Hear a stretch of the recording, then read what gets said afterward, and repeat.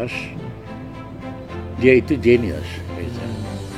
Kalau orang pinter itu orang yang bikin masalah gampang jadi susah, itu pinter. Masalah gampang jadi susah, oke. Iya kan? Dia terangkan dengan susah. Gitu.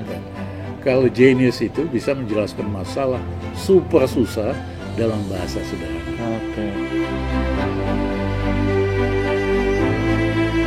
Pemerintah Orde Baru melakukan tindakan represif, menekan semua gerakan mahasiswa, menghapuskan Dewan Mahasiswa, ganti dengan BEM dan lain-lain.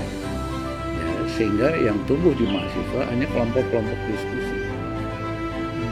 Ya kan? Nah, kelompok diskusi ini dia pikir dia bisa menyelesaikan dunia hanya dengan diskusi gitu. Nah, doyan ngopi, ya kan? Makanya revolusi dengan secangkir kopi. Kita pernah jadi raja di berbagai komoditi. Tidak ada negara di Asia Tenggara ini yang hujannya sebanyak kita, mataharinya sebanyak kita, ya kan? Tanahnya juga seluas kita, dan rakyatnya rajin, pengen kerja, ya kan? Nah, tugas kita ciptakan kebijakan sehingga rakyat kita ini bisa semakin makmur.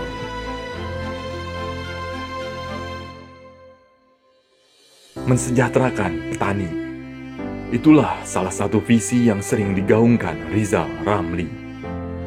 Lahir di Padang, perjalanan karir Rizal Ramli terbilang cemerlang meskipun kerap dihadang. Berjuang sejak muda, bahkan pernah dipenjara rezim penguasa. Memasuki era reformasi, kepiawaiannya dalam bidang ekonomi membuatnya dipercaya beberapa kali menduduki jabatan menteri. Sikap kritis sebagai aktivis masih melekat dalam jiwanya, bahkan saat duduk di jabatan strategis. Meski sudah tidak di pemerintahan, Rizal kerap menyuarakan kegelisahan terhadap kebijakan yang dinilainya menyengsarakan. Gemar meminum kopi sebagai amunisi saat berdiskusi, Rizal terkenal berani hingga dijuluki Raja Wali. Cita-citanya menjadi pendekar, memerangi penjahat berdasi yang kerap mengkhianati Ibu Pertiwi.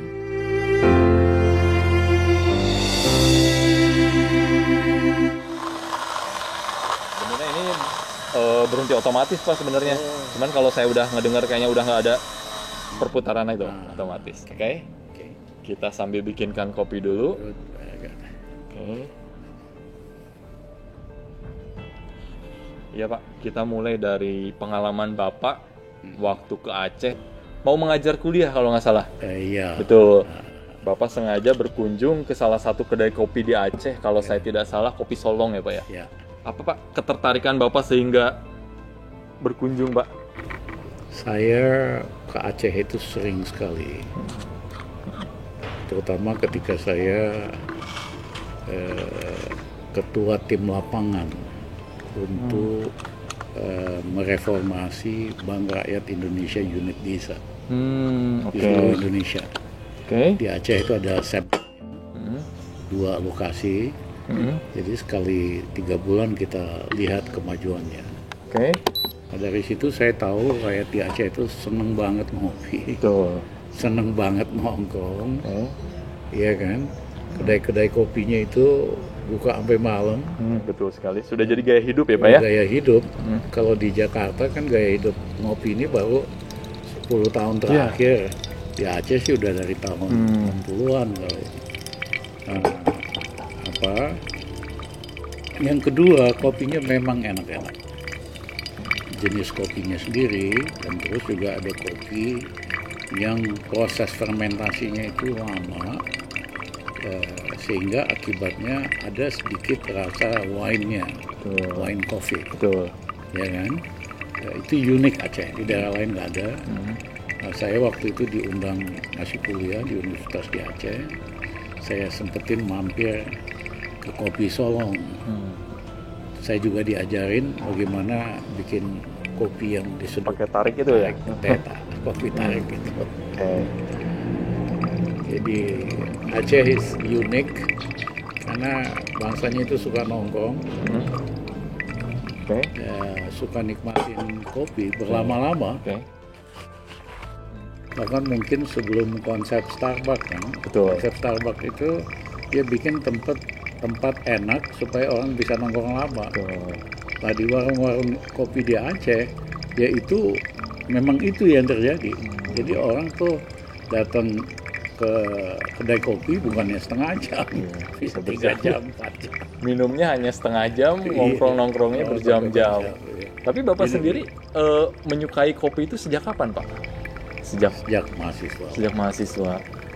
Dulu saya merokok, Hmm. kretek. Kemudian kuliah master di Boston, masih ngerokok kretek. Cuman setiap kali saya merokok di lounge, itu anak-anak bule datang ngeliatin aja, melototin. Sebetulnya mereka marah, cuman nggak berani negor.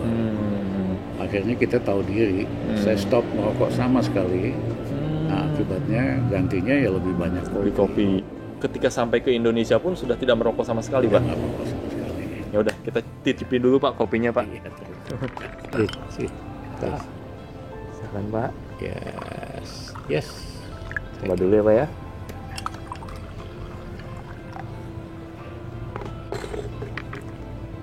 Wah, bagus banget. Hah? Kopi enak. Masih agak cocok, Pak. Iya, kopi enak. Ini kopi gayo campur apa? Campur dampit, Pak. Campur dampit. Dampit. Ya? Cuman dampit itu robustanya tebal, Pak. Oh, Jadi kalau orang biasa main di 50-50, ya. Robusta 50 ini biasanya si Robusta dampitnya agak dikurangin karena tingkat bijinya juga lebih tebal, lebih besar gitu. Sehingga kadang lebih dominan gitu. sih. Ya, Pak, separuh Ya. jejak kopi, Pak. Separuh Separuh jejak Rizal Ramli nanti, Pak. Oke, tadi bercerita sedikit mengenai pengalaman di Aceh ya, Pak ya. Ya. Pak, saya baca-baca juga kan, Bapak itu punya hobi membaca. Ya. Hobi membaca, itu salah satu buku yang dibaca itu adalah Albert Einstein. Apa sih, Pak, yang membuat Bapak begitu kagum sama beliau? Karena beliau juga setahu saya peminum kopi ya, Pak ya? Ya. Jadi memang saya doyan baca karena ibu saya ngajarin 3 tahun udah bisa baca saya. Nah, 6 tahun beliau meninggal. Warisan dia buat saya yang paling besar adalah hobi membaca itu. Segala macam tak baca. 3 tahun ya, Pak ya? Ya kan, saya pindah ke Bogor. Segala macam kita baca. Semua bacaan bahasa Indonesia nyaris kita udah baca yang ada di Bogor. Tahun 60-an akhir ya. Kemudian akhirnya terpaksa baca bahasa Inggris. Nah, ada satu tokoh yang saya memang dari SMP, SD seneng banget, namanya Einstein.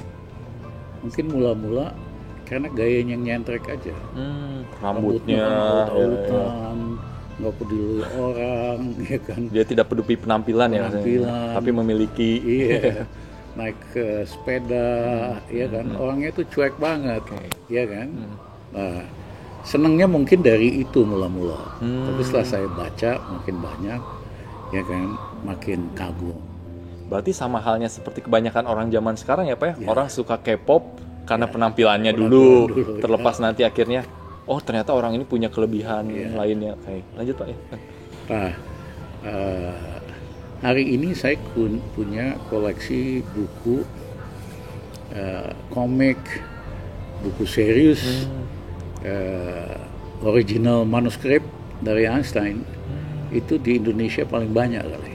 Oh gitu. Karena kalau saya ulang tahun, teman-teman saya dari luar negeri kirimin hadiah tuh selalu buku paling baru tentang Einstein atau whatever lah, foto dia atau apa segala macam. Jadi orangnya memang unik. Selain cerdas, dia itu genius, Reza. Kalau orang pinter itu orang yang bikin masalah gampang jadi susah, itu pinter. Masalah gampang jadi susah, oke. Iya kan? Dia terangkan dengan susah gitu. Kalau genius itu bisa menjelaskan masalah super susah dalam bahasa sederhana. Anak 6 tahun bisa ngerti. Menyederhanakan suatu. Iya, Einstein itu jelaskan teori relativity yang kompleks sama anak 6 tahun dan dia ngerti ini anak 6 tahun. Iya kan? Atau menjelaskan masalah sederhana secara sangat kompleks pakai matematik tingkat tinggi. Nah, itulah genius gitu. Kebanyakan orang tuh cuman pinter. Cuman bisa menjelaskan masalah gampang jadi susah. Di Indonesia terutama, Pak? Banyak. Di Indonesia banyak. Oke. Nah, Einstein juga dia bukan manusia linear. Banyak manusia itu kan linear. Ya kan, senang sesuatu satu aja gitu. Ya, Einstein itu selain dia ngerti filsafat, filosofi, ngerti matematik tingkat tinggi, juga ngerti musik dan seni. Musik klasik ya, musik dan seni. A complex personality yang multilinear. Nah, memang saya juga bukan manusia linear. Rizal Ramli kalau kamu bilang ekonom, ya saya bukan hanya ekonom, ada sisi-sisi lain gitu. Ada sisi gendengnya, ada sisi seninya dan sebagainya. Apalagi banyak lukisan tadi tempat Bapak secara tidak langsung ya. Oke. Ada hal nggak Pak yang jatuhnya lebih kepada menginspiring sosok Einstein yang pingin Bapak benar-benar tiru gitu ketika masih muda itu, Pak? Ya memang masih muda, saya kepengen jadi ahli fisika top. Sampai akhirnya Bapak di ITB fisika dulu kan, Pak? Nah, saya masuk ITB, saya hanya mau masuk fisika. Ya kan? Tapi setelah jadi mahasiswa di ITB tertarik sama hal-hal yang lain. Akhirnya lupa cita-citanya mau jadi ahli fisika. Berbicara mengenai ITB, Pak, Bapak itu kan punya pengalaman banyak di ITB, terutama saat Bapak menjadi aktivis sampai akhirnya Bapak berubah haluan dari fisika ke ekonomi saat di BUI ya, kalau di BUI tanda kutip kayak gitu. Ada yang saya baca terkait novel Revolusi dari Secangkir Kopi, Bapak pernah terlibat di dalamnya gitu. Ada satu generasi, jadi generasi aktivis seperti saya di ITB banyak baca, banyak diskusi, tapi juga banyak action. Ya kan, nggak bisa hanya diskusi doang dong. Mau ngubah sesuatu mesti ada actionnya dong. Nggak bisa cuma NATO ya, Pak? No action, talk only ya. Tapi setelah itu kan pemerintah Orde Baru melakukan tindakan represif, neken semua gerakan mahasiswa, menghapuskan Dewan Mahasiswa, ganti dengan BEM dan lain-lain. Ya, sehingga yang tumbuh di mahasiswa hanya kelompok-kelompok diskusi. Ya kan? Nah, kelompok diskusi ini dia pikir dia bisa menyelesaikan dunia hanya dengan diskusi gitu. Nah, doyan ngopi, ya kan? Makanya revolusi dengan secangkir kopi, seolah-olah dengan modal kopi aja kita bisa bikin revolusi. Bisa merubah negara. Nggak bisa merubah. Tapi itu hanya fase siklus saja. Habis itu datang lagi generasi yang nggak peduli diskusi sama sekali. Yang penting kita action, yang penting kita demo aja gitu loh. Ya kan? Jadi memang itu satu periode dalam gerakan mahasiswa di Indonesia. Tapi apapun, mahasiswa biasanya pada waktu, saya nggak tahu waktu ini ya, susah dipisahkan dengan rokok dan kopi. Sampai sekarang pun sepertinya masih ya Pak, betul. Rokok sama kopi gitu. Itu sahabat dalam diskusi ya Pak ya. Sedikit tadi balik ke Einstein juga Pak, yang Bapak tahu apa benar Pak Einstein itu seorang peminum kopi Pak? Ya di Barat, di Eropa terutama, minum kopi sama teh itu udah bagian dari kehidupan sosial. Ya kan, biasanya sore-sore kan orang nggak mungkin minum wine atau minum vodka, ya kan. Nah, sore-sore minum kafe. Kalau malam habis makan malam sembari minum wine atau minum vodka atau apa gitu loh, bourbon. Tapi biasanya penutupnya ditutup lagi sama kopi. Buat stabilisasi, ya kan. Jadi kalau nggak kamu bisa hang up. Oh betul ya betul. Kan? Jadi kamu tutup biasanya dengan kafe. Ya. Jadi budaya juga Pak ya. Yes. Meskipun sekarang memenya Pak ketika Einstein minum kopi artinya lu kalau cerdas lu harus minum kopi katanya. Tapi bener nggak, setuju nggak Pak? Oke Pak. Karena kopi ini kan merangsang supaya kita alert. Supaya terus berpikir supaya ya. Terus berpikir alert. Nah memang buat beberapa orang begitu kebanyakan minum kopi dia nggak bisa tidur. Kalau saya sih nggak ada masalah minum kopi 7 gelas saja sehari mah tidur aja gitu.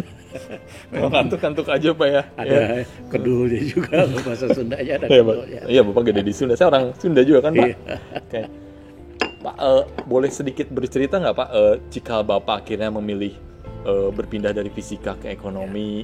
Kalau saya baca benar nggak Pak, Bapak sempat ketemu dengan seorang anak kecil yang buta huruf tanda kutip yang akhirnya bikin Bapak tergugah mengenai masih banyak orang-orang Indonesia itu yang buta huruf ternyata gitu sih.